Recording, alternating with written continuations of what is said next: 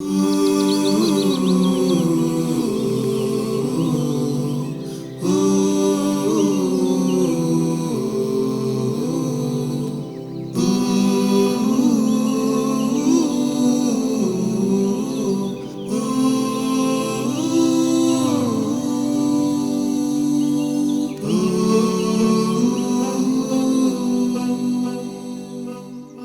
علیکم ورحمۃ اللہ وبرکاتہ۔ الحمدللہ بلیسڈ فرائیڈے ود استاذہ نکہت ہاشمی اس ٹرانسمیشن کے ساتھ ایک دفعہ پھر آپ کی خدمت میں حاضر ہیں۔ یہ اللہ رب العزت کا خاص احسان ہے کہ وہ ہمیں ہر ہفتے یہ موقع دیتا ہے کہ ہم جمعے کے دن بیٹھیں اور بہت سارے ایسے اہم موضوعات پر بات کر سکیں اور رہنمائی حاصل کر سکیں اپنے دینی رہنما سے کہ ہم اپنی زندگیوں کو اور بہتر بنا سکیں۔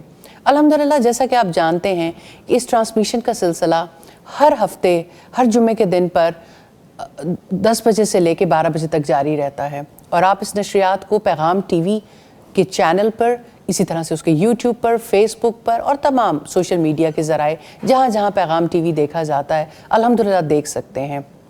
پچھلے بہت سے پروگراموں میں ہم نے خاندان کو اپنی ڈسکشن کا حصہ بنایا ہوا ہے، کیونکہ خاندان بڑی امپورٹنٹ اکائی ہے۔ ہر رشتہ، ہر تعلق، ہر چیز ہماری زندگی کے سکون کے لیے بہت ضروری ہے۔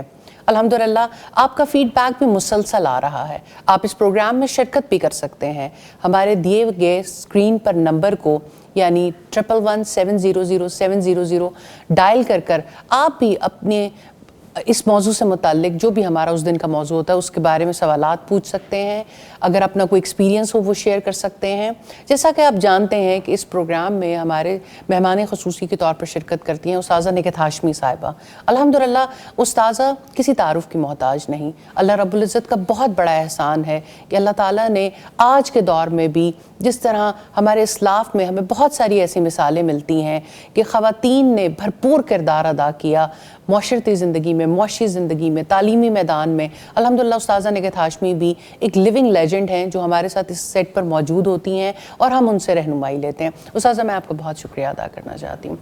الحمدللہ نکہت ہاشمی صاحبہ کا کام بہت سے حوالوں سے بہت معروف ہے، اور اللہ تعالیٰ کے ہاں مقبولیت کی ایک وجہ ہمیں یہ بھی سمجھ آتی ہے کہ اخلاص کے ساتھ صرف اللہ تعالیٰ کی رضا کے لیے یہ کام پچھلے 25 برسوں سے زیادہ کا عرصہ ہو گیا جاری رکھے ہوئے ہیں۔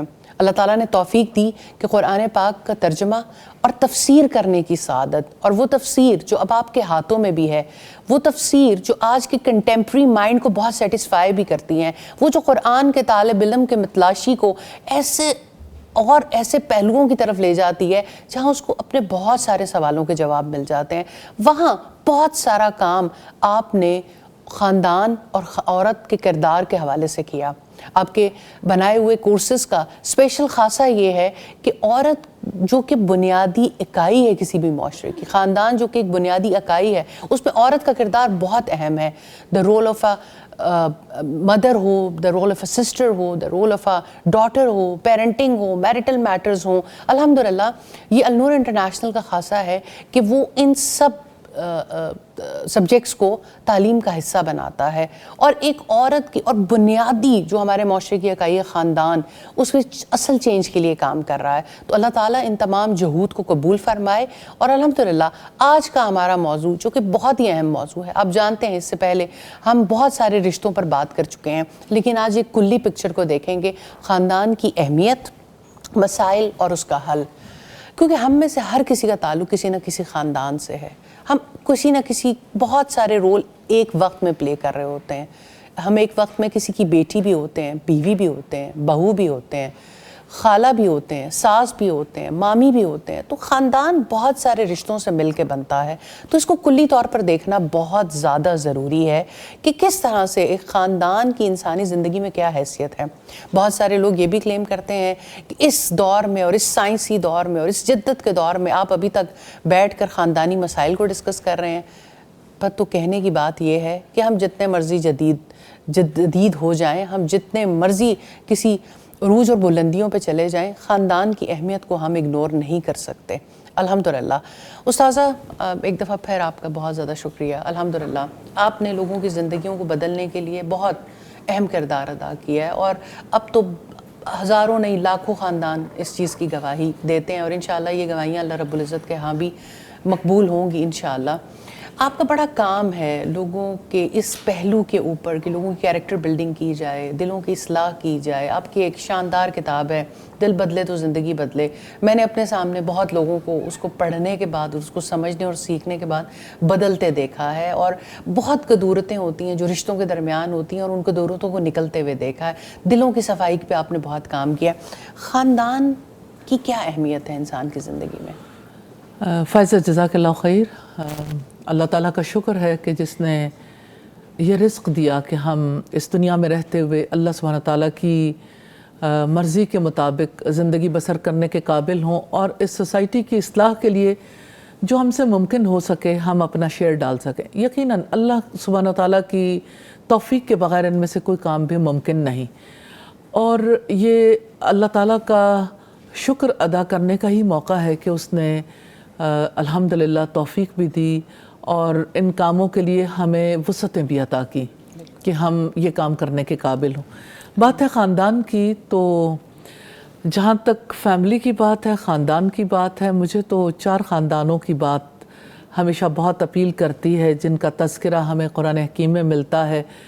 آدم علیہ السلام کی وجہ سے جو بیسک پہلا جوڑا تھا، جس کی وجہ سے اللہ سبحانہ تعالیٰ نے مرد اور عورتیں دنیا بھر میں پھیلا دیے، اور پھر نوح علیہ السلام جن کی وجہ سے یعنی ایک دفعہ پھر نیا زندگی کا سلسلہ شروع ہوا، اور آل ابراہیم اور پھر آل عمران، یعنی یہ 4 خاندان ہیں جن کا تذکرہ ہمیں ملتا ہے۔ ان پر اللہ سبحانہ تعالیٰ نے بڑی یعنی کرم نوازیاں کی، ان کی بڑی فضیلت ہے۔ خاندان کا جہاں تک تعلق ہے، معاشرے میں اس کی جو اہمیت ہے، 4 بنیادی انسٹیٹیوشنز ہیں کسی بھی سوسائٹی کے، جس میں بیسک اکائی، بیسک یونٹ خاندان ہے، اور 4 بنیادی اکائیوں میں دیکھیے، ایک تو وہ خاندان ہے نا جہاں پر سب لوگ ایک چھت تلے زندگی بسر کرتے ہیں، اور اگر وہ چھت تلے نہ بھی بسر کر رہے ہوں، ایون دین کسی دور میں بسر کرتے ہوں، پھر الگ الگ بھی ہو جائیں، لیکن جن کا نسبی رشتہ ایک دوسرے سے جڑ جاتا ہے، اور پھر دوسرے تعلقات اس کے توسط سے وجود میں آتے ہیں، رشتے ناتے، صلہ رحمی اسی کی وجہ سے پروان چڑھتی ہے۔ لیکن دوسرا یونٹ جو ہے وہ عبادت گاہ ہے، یعنی مسجد، اور یا کسی بھی سوسائٹی میں جو بھی کسی کا یہ ادارہ عبادت ہے۔ اور تیسرا ادارہ جو ہے وہ تعلیمی ادارہ ہے، اسکول، کالجز، یونیورسٹیز، اور چوتھا ادارہ اسٹیٹ ہے۔ اسی پر کسی معاشرے کی بنیاد ہے، تو خاندان اس میں بیسک یونٹ ہے۔ آج کے دور میں اگر آپ دیکھیں تو آپ ابھی بات کر رہی تھیں کہ لوگ کہتے ہیں کہ اس جدید دور میں آپ خاندان کی باتیں کرتے ہیں، آپ قدیم دور کی بات کریں، جدید کی بات کریں، یا آنے والے دور کی بات کریں جب ہم قدیم ہو جائیں گے اور لوگ کہیں گے کہ اب اور کوئی نیا دور آ گیا ہے، تو ڈھونڈنے والا ستاروں کی گزرگاہوں کا اپنے افکار کی دنیا کا سفر کر نہ سکا، وہ جس نے سورج کی شعاؤں کو گرفتار کیا، زندگی کی شب تاریک سحر کر نہ سکا۔ تو اصل تو زندگی ہے نا، جو ترقی ہے، جو کام ہے، روزی کمانا ہو، دنیا کو مسخر کرنا ہو، اصل کام کیا ہے اور کس کے لیے؟ خاندان کے لیے۔ تو خاندان جو ہے وہ بنیادی اہمیت کا حامل ہے۔ کوئی روزی کماتا ہے تو کس کے لیے؟ اس خاندان کے لیے نا۔ اور اگر وہ خاندانی نہ رہے، یا وہ خاندانی کانفلکٹ کا شکار ہو جائے، یا اس خاندانی کے اندر خرابی پیدا ہو جائے، تو پورا معاشرہ بگڑ جاتا ہے۔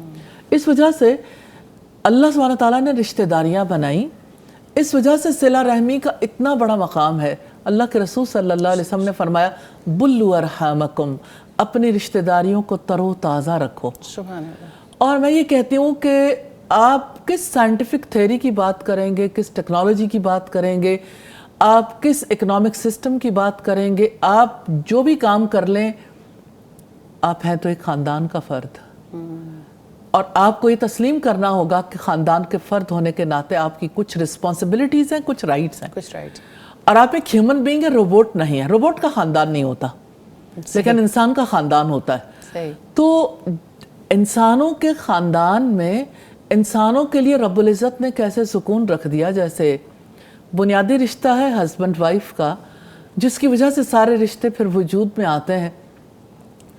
تو سورہ روم کی آیت نمبر 21 میں رب العزت نے کس طرح سے، مجھے بہت پیاری لگتی ہے یہ آیت، بہت میرے دل کے اندر اترتی ہے کہ اللہ سبحانہ تعالیٰ نے اپنی نشانی بتائی ہے کہ آپ مجھے ڈھونڈنا چاہتے ہو، مجھے پہچاننا چاہتے ہو، تو آپ اس رشتے کے اندر مجھے پہچانو کہ اللہ سبحانہ تعالیٰ نے اس رشتے کو سکون کا رشتہ بنایا ہے، اس رشتے کو ایسا رشتہ بنایا ہے جس میں مودت اور رحمت رکھ دی، جس کی وجہ سے خاندان بنتے اور جڑتے اور پھیلتے ہیں۔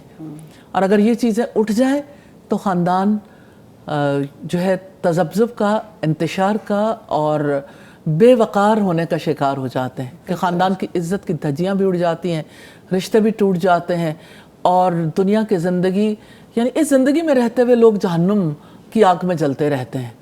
تو یہ خاندان ہے جس کی وجہ سے انسانوں کو سکون نصیب ہوتا ہے، اور اللہ سبحانہ تعالیٰ نے جو رشتے بنائے وہ اسی لیے بنائے تاکہ لوگ ان رشتوں کو پہچانیں، ان رشتوں کو جوڑیں، ان کے حقوق ادا کریں، اور پھر اس کی وجہ سے اپنی زندگیوں کو، معاشرتی زندگی کو پرسکون بنائیں۔ جزاک اللہ خیر استاد، آپ نے بہت تفصیلی جواب دیا۔ ہمارے اسٹوڈیوز میں الحمدللہ ہمارے بہت ہی 2 پیارے ساتھی بھی موجود ہیں، میں ان کا بھی تعارف کرواتی چلوں تاکہ انشاءاللہ اس ڈسکشن کا سلسلہ آگے بڑھ سکے۔ ہمارے ساتھ آج شامل گفتگو رہیں گی عائشہ زکا صاحبہ۔ کیسی ہیں جی آپ؟ خیریت سے ہیں؟ الحمدللہ، جزاک اللہ خیر۔ اور اسی طرح سے عطیہ صاحبہ، آپ کے آنے کا بھی بہت شکریہ جی، بہت ہی اہم موضوع ہے اور سب خواتین کے لیے تو، کیونکہ خواتین جو ہیں وہ ہم انہیں کہتے ہیں کہ وہ نیشن بلڈر ہیں اور خاندان کی تعمیر میں بھی بڑا امپورٹنٹ کردار ادا کر رہی ہوتی ہیں، تو انشاءاللہ ہمیں امید ہے کہ اس گفتگو سے ہم بہت کچھ اچھے نتیجے اخذ کرنے میں کامیاب ہو جائیں گے۔ استاد صاحب، خاندان کی پرائیویسی کتنی امپورٹنٹ ہے؟ مجھے ایسا فیل ہوتا ہے جیسے پرائیویسی کے حق کا احترام نہ کرنے کی وجہ سے، اور شاید اس سے بھی پہلے پرائیویسی کا حق تسلیم نہ کرنے کی وجہ سے ہی اختلافات پیدا ہوتے ہیں۔ خاندان میں جو پرائیویسی ہے، اللہ سبحانہ تعالیٰ نے اس پرائیویسی کا اہتمام کرنے کے لیے سادہ سادہ اگزامپلز دینا چاہتی ہوں۔ مثال کے طور پر شوہر، بیوی اور بچے ہیں۔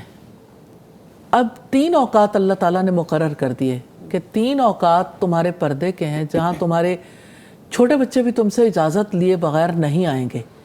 اس کا مطلب یہ ہے کہ تخلیق کا حق اولاد کے معاملے میں بھی اللہ سبحانہ تعالیٰ نے مقرر کر دیا کہ بچوں کے بارے میں تو کچھ سوچتا ہی نہیں کہ انہوں نے بھی پوچھ بتا کے آنا ہے یا ملازموں نے پوچھ بتا کے آنا ہے کہ یہ تو ہر وقت آنے جانے والے لوگ ہیں، تو ہر وقت وہ آئیں جائیں، لیکن 3 اوقات ایسے ہیں جب یعنی یہ خاص خیال رکھا جائے گا۔ یہ میں نے ایک پہلی اگزامپل دی ہے جی اس حق کے حوالے سے۔ اور پھر آپ یہ جیسے بڑے لوگ ہیں تو انہیں تو ظاہرہ پوچھ کے جانا ہے۔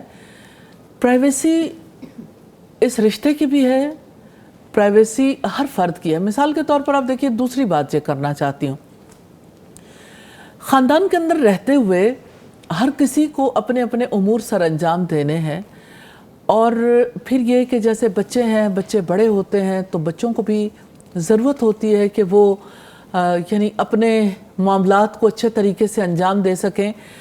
پھر بچوں کے آپس کے معاملات ہیں، جیسے بہن بھائی ہیں، تو ان میں بھی پرائیویسی کا معاملہ جو ہے وہ اپنی جگہ پر اہمیت کا حامل ہے۔ میں اتنی تکلیف میں آتی ہوں، مجھے ایسا فیل ہوتا ہے ہمارے وہ بچے جنہوں نے ایک بدیسی فکر کو پڑھا اور پھر اسے اپنانے کی کوشش کی۔ آپ نے بڑی اچھی ٹرمینالوجی استعمال کی، بدیسی۔ جی، تو انہوں نے اس فکر کو اپنایا، اسے دیکھا۔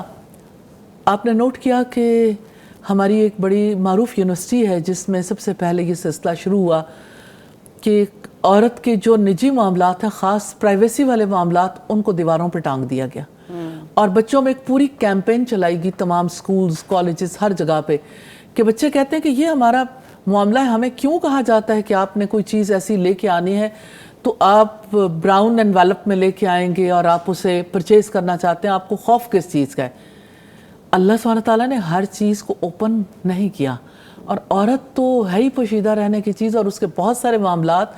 اور میں اسی ریفرنس سے آگے جانا چاہوں گی کہ جس وقت بیٹیاں چھوٹی ہوتی ہیں پھر بڑی ہوتی ہیں، اب ماں کے لیے تو آپ یہ دیکھیے کہ اس کا جو بھانجا ہے یا اس کا بھتیجا ہے، اس کے تو سگے محرم رشتے ہیں، لیکن بیٹی کے لیے وہ رشتے جو ہیں وہ یعنی ان میں ایک حجاب ہے، اس میں ایک ڈسٹنس رکھنا بہت ضروری ہے۔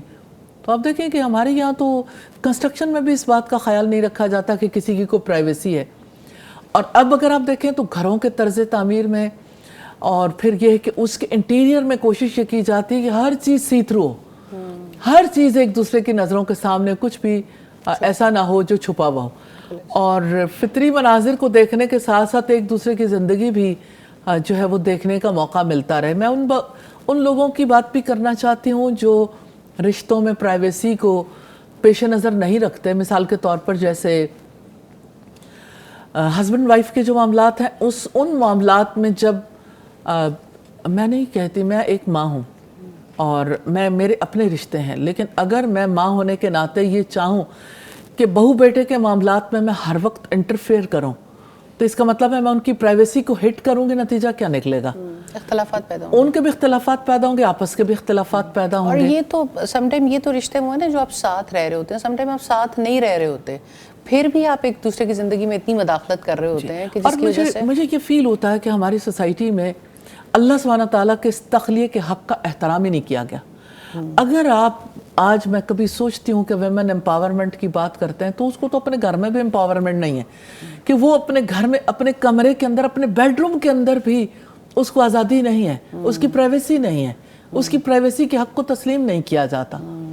اور استاذہ مائنڈ کیا جاتا ہے ہمارے خاندانوں میں کہ کوئی اجازت لے کر آئے یا کوئی کھنکھار کے آئے یا اس طرح کی کوئی چیز, یہ عام پریکٹس دیکھی جاتی ہے. آپ نے جس طرح سے بچیوں کی طرف بھی توجہ دلائی, کزنز کا آنا بھی, اور پھر ظاہری بات ہے خاندانی, کیونکہ انسان سسرالی نظام میں ہوتا ہے تو پھر. لیکن فائزہ کچھ باتیں ایسی ہوتی ہیں جیسے مثال کے طور پر جیسے ماں اور بیٹے کے معاملات ہیں یا بیٹی کے معاملات, اب ان معاملات کو ہر کوئی چاہے کہ ہمیں پتہ چلے, تو جن دو لوگوں کی بات ہے اس میں پرائیویسی کا تو حق ہے, ٹھیک ہے, آپس میں ایک دوسرے کی گفتگو ہو سکتی ہے. جو آپ کی گفتگو کسی کے ساتھ ہے وہ آپ تیسرے بندے سے کر رہے ہیں, تو یہ کس طرح کا؟ اور پھر یہ کہ دیکھیں آپ اگر ایک, پھر راز ہے نا, اسی سے راز بنتا ہے, اور راز کو اگر آپ اوپنلی کریں گے کسی کے سامنے یا پیٹھ پیچھے کریں گے تو وہ غیبت ہے.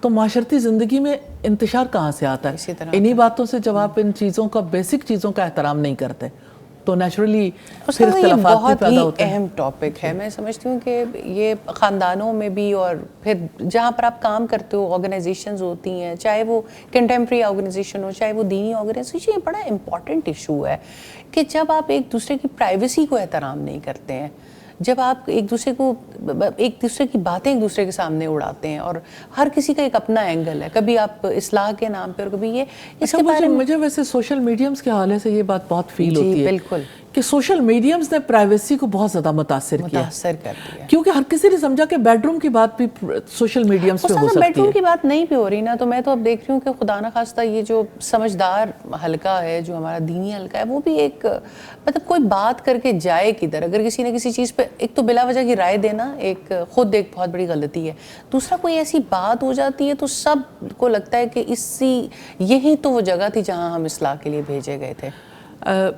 پھر یہ ہے کہ جیسے کانفلکٹ کو ریزولو کرنے کے لیے طریقہ کار ہے نا کہ آپ یعنی جس کی اصلاح کرنا چاہتے ہیں اس کی الگ ہو کے اصلاح کریں. بھلا وہ سوشل میڈیمز ہی ہیں جہاں پہ جا کے ساری اصلاح ہونے, یہ ساری بچوں کی باتیں, شوہر کی باتیں, فیملی کی باتیں, یا ورک پلیس کی باتیں, یا آپس کی آرگنائزیشنل معاملات, یعنی یہ اس کے اوپر تھنک اوور ضرور کرنا چاہیے کہ یہ کیسا اسلام ہے, یہ کیسا دین ہے. بالکل. عائشہ جی, میں آپ سے پوچھنا چاہتی ہوں, بڑی امپورٹنٹ ڈسکشن نکل پڑی ہے, اور یہ پرائیویسی میٹرز کے اوپر کس طرح خاندان میں انسان توازن برقرار رکھ سکتا ہے؟ اچھا دیکھیں, جہاں تک الحمدللہ اتنی پیاری ڈسکشن, پہلے تو الحمدللہ اتنا یہ زبردست اور اچھا پروگرام ہے کہ آپ دیکھیں کہ کس طرح سے جو ہمارے یہ جو سوشل ایشوز ہیں, بیسیکلی گھریلو ایشوز ہیں, تو ان کو کس طرح سے ہائی لائٹ کرنا اور پھر ان کو ون بائی ون آپ دیکھیں کہ کرنا, بہت زبردست پروگرام ہے الحمدللہ. اچھا لیکن آپ دیکھیں کہ جیسے اب استاذہ جی مطلب ماشاءاللہ یہ بات کر رہی ہیں, تو میرے ذہن میں نا قرآنی آیات جو ہے نا وہ چل رہی ہیں. لیکن جس طرح بھی اللہ کیا فرماتا ہے, یہ جو پرائیویسی ہے اسپیشلی آپ دیکھیں, اور سوشل میڈیمز ہیں, اور جس طرح آپ دیکھیں کہ آپ کی ان کو کتنا آپ دیکھیں کہ ڈسکلوز کر دیا ہر چیز کو. اور اللہ دیکھیں کیا کہتے ہیں نا, اللہ ولی الذین آمنوا یخرجہم من الظلمات الی النور. اللہ تو دوست ہے نا ان لوگوں کا جو ایمان لائے, وہ ان کو ظلمت کے اندھیروں سے نور کی طرف نکالتا ہے, اور ہم لوگ ظلمت کی طرف جا رہے ہیں. دوسروں کی پرائیویسی میں آپ دیکھیں کہ اس طرح سے انٹرفیرنس کر کے اس طرح سے بہت زیادہ انوالومنٹ، بہت زیادہ انٹرفیئرنس. مطلب دیکھیں پرائیویسی ہر کسی کا، آپ دیکھیں کہ ایک حق ہے نا، ایک بچے کا بھی ہے، ایک بچے کا بھی بچے کی ہے، پرائیویسی کو بھی وائلیٹ کر رہے ہیں. بالکل. اور دیکھیں آپ بچے کے ایون وہ مطلب آپ دیکھیں کہ وہ شریک آؤٹ کرتے ہیں جب آپ مطلب یہ کہ ایون میڈ آتی ہے کمرے میں اینڈ اف شی ڈزنٹ ناک دا ڈور تو بچہ کہتا ہے مطلب وائی آر یو اینٹرنگ اور ان میں مائی نے دیکھا روم. بہت چھوٹا بچہ بھی اریٹیٹ ہوتا ہے اس بالکل صحیح سے. بات ہے. اللہ تعالیٰ نے فطرت پہ انسان کو پیدا کیا نا، بالکل. تو اس میں تھوڑا سا تو صحیح. اس کے لیے آپ دیکھیں کہ بس اللہ تعالیٰ ہمیں یہ بات سمجھنے کی توفیق عطا فرمائے کہ دیکھیں کہ اگر ہم نا دیکھیں ہر ایک چیز کے آپ دیکھیں کچھ لمیٹیشنز ہیں، ہم نے نا ان لمیٹیشنز کو آپ دیکھیں کہ کراس نہیں کرنا. اور مجھے نا ایسا فیل ہوتا ہے کہ جیسے نا ہم لوگ اگر دیکھیں اسلام کو اگر ہم پتہ نہیں ہمیں یہ لگتا ہے کہ یہ شاید ترقی ہے یا، لیکن یہ دیکھیں کہ ہم ایسے لگ رہا ہے کہ جیسے نا مجھے تو ایسے لگتا ہے مطلب ڈے بائی ڈے یہ ساری چیزیں مجھے ایسے لگ رہا ہے کہ جیسے نا انسان کو انسان کے لیول سے گرا کے نا تو ہمیں نا جیسے ہیومن لیول کی طرف دیکھیں کہ جو ہے نا وہ یہ سے گرتے چلے جا رہے ہیں. بالکل صحیح. استاد صاحب ہم پہلے بھی بہت دفعہ بات کر چکے ہیں، میں طے کی طرف جانے سے پہلے پھر وہی سوال دہرانا چاہتی ہوں. بہت ڈیبیٹ ہے جوائنٹ فیملی سسٹم کا اسلام میں کیا موقف ہے، اس کے اوپر بہت ڈیبیٹ آتی ہے. میں نے بہت ساری ماؤں کو دیکھا ہے کہ وہ اس جو تربیت وہ اپنی اولاد کی نہیں کر پا رہی ہوتی ہیں، وہ سارا کا سارا جو معذرت کے ساتھ، میں بہت معذرت کے ساتھ ہی بات کریں، وہ سارا کا سارا بلیم خاندان کو دے دیتی ہیں. اس ماحول میں رہ کر اس میں کوئی شک نہیں ہے کیونکہ عادات بچپن سے پختہ ہوتی ہیں. اور پھر سب سے پہلی بات یہ ہے کہ آپ کسی چیز کا علم تو حاصل کریں کہ اللہ تعالیٰ نے آپ کو کیا رائٹس دیے ہیں، کیا نہیں دیے ہیں. میں 2-3 دن پہلے بچوں کے ساتھ بیٹھی ہوئی تھی تو انہوں نے موبائل دکھا رہے تھے مجھے، تو مجھے پتہ چلا کہ اب ایک پرائیویسی پروٹیکٹر آ گیا ہے. میں نے کہا جی اس کا کیا فائدہ ہوتا ہے، تو مجھے فون نظر ہی نہیں آ رہا، تمہارا اتنا اچھا فون ہے. اس نے کہا کہ آپ کے ساتھ والا بیٹھا ہوا فرد جو ہے وہ کچھ نہیں ریڈ کر سکتا. یہ میں نے کہا بنانے والوں نے گورے کو اتنا پتہ ہے کہ پرائیویسی از ویری امپورٹنٹ، لیکن وہی والی بات ہے نا، اس کی گائیڈ لائن ہمارے معاشرے میں تو ہر چیز ہی مس ہے کہ فون کے لیے پرائیویسی پروٹیکٹر بنانا پڑ گیا کہ آپ کا بیٹھا ہوا ساتھ والا فرد سب کچھ ریڈ کر رہا ہے، پڑھ رہا ہے. اور پھر میں یہ جوائنٹ فیملی سسٹم کا جو آپ سے سوال پوچھنا چاہتی ہوں کہ سم ٹائمز ساری ناکامی کی وجہ اس کو بنا دیا جاتا ہے، تو اسلام کا اس کے بارے میں کیا موقف ہے؟ دیکھیں فائزہ، اس میں کوئی شک نہیں ہے کہ ماحول اثر انداز ہوتا ہے. جس ماحول میں ہم رہتے ہیں ایسا تو نہیں ہو سکتا کہ ماحول کے اثرات نہ ہوں، لیکن یہ ہے کہ یعنی اسی معاشرے کے اندر خاندان ہے نا، تو معاشرے کے بھی اثرات مرتب ہوتے ہیں. اور گھر کے اندر جو لوگ انفرادی طور پر بھی یعنی ایک سنگل فیملی رہ رہی ہے، جوائنٹ فیملی نہیں ہے، تو وہ بھی اثرات تو قبول کر رہے ہیں. آپ نہ بھی چاہیں تب بھی سوشل میڈیا کے اثرات جو ہے ان سے بچوں کو کیسے بچائیں گے، خود کو کیسے بچائیں گے.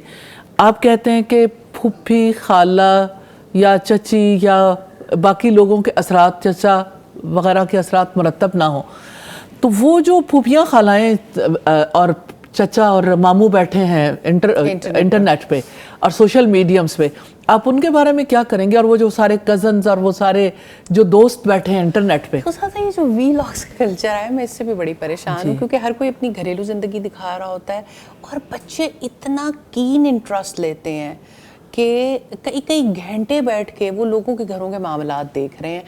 کہیں تجسس ہے انسان کی شخصیت میں کہ اس کو لوگوں کے معاملات دیکھیں فائزہ، اس چیز سے تو آپ کسی کو بچا ہی نہیں سکتے. آپ کا ڈرامہ، آپ کی مووی، آپ کی یعنی اس سے آپ نکالنا بھی چاہیں تو لوگوں کے وی لاگس جو ہیں وہ اب شادیوں کی تقاریب ہوں یا باقی ہوں، گھریلو زندگی ہے، کوئی کس طرح کی زندگی بسر لوگوں کو تجسس ہوتا ہے کہ کون کس طرح کی زندگی بسر کرتا ہے، اور لوگ بھی ایک دوسرے کو دکھاتے ہیں. اب بات یہ ہے کہ جس بچے کی تربیت ہونی ہے اس کی تربیت کے لیے ماں نے، باپ نے جو رول پلے کرنا، کیا انہوں نے وہ تربیت کرنی سیکھی ہے؟